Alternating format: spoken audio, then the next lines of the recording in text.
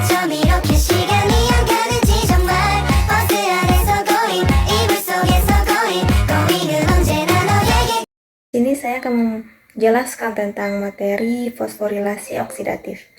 Langsung saja, fosforilasi oksidatif adalah suatu lintasan metabolisme dengan penggunaan energi yang dilepaskan oleh oksidasi nutrien untuk menghasilkan ATP dan mereduksi gas oksigen menjadi air.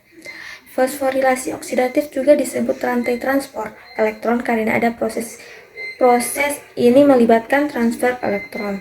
Selain itu, jaringan juga digunakan istilah rantai pernafasan karena melibatkan oksigen sebagai tujuan akhir dari transfer elektron. Pada fosforilasi oksidatif terdiri dari dua tahap utama, yaitu yang pertama, rantai transfer elektron. Pada tahap ini, elektron dari senyawa donor seperti NADH dan FADH2 ditransfer ke oksigen melalui serangkaian protein kompleks.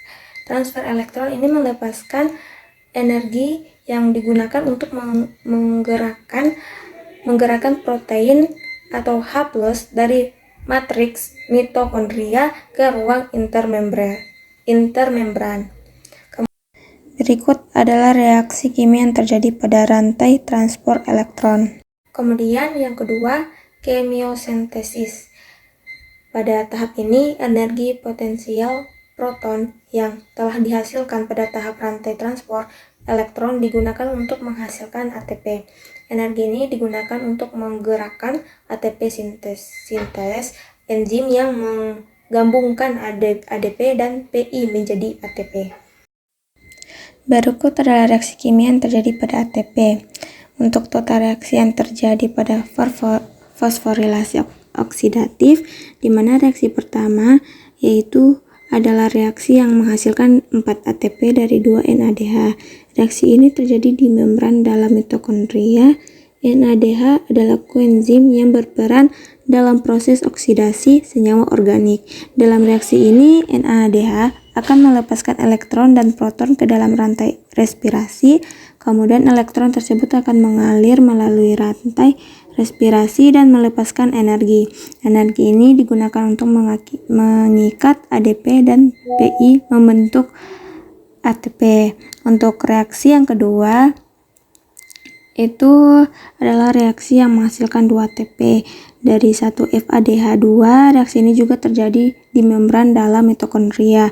FADH2 adalah koenzim yang mirip dengan NADH tetapi memiliki kapasitas lebih besar dalam melepaskan elektron. Dalam reaksi ini, FADH2 akan melepaskan elektron dan proton ke dalam rantai respirasi.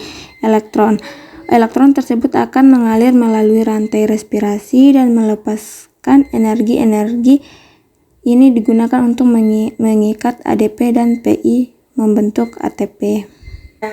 Fosforilasi memiliki banyak fungsi penting dalam sel, antara lain yang pertama, pembentukan ATP, di mana ATP adalah molekul yang menyimpan energi kimia. Fosforilasi adalah proses yang digunakan untuk menghasilkan ATP dari ADP dan PI. Proses ini merupakan salah satu proses yang paling penting dalam sel karena ATP menyediakan energi yang dibutuhkan untuk berbagai aktivitas sel seperti sintesis protein, pertumbuhan sel, dan pergerakan. Kemudian yang kedua, regulasi aktivitas protein.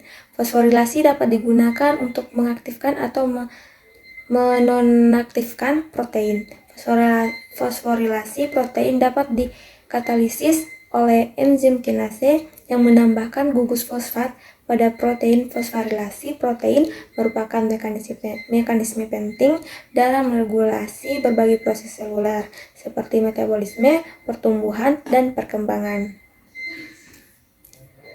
Kemudian yang ketiga yaitu sinyal transduksi, di mana fosforilasi dapat digunakan untuk mengirimkan sinyal dari satu sel ke sel lain. Fosforilasi protein dapat dikatalisis oleh enzim kinase yang diaktifkan oleh sinyal dari luar sel. Fosforilasi protein merupakan mekanisme penting dalam komunikasi antara sel. Baik, sekian dari video penjelasan saya. Kurang dan lebihnya mohon maaf. Wassalamualaikum warahmatullahi wabarakatuh.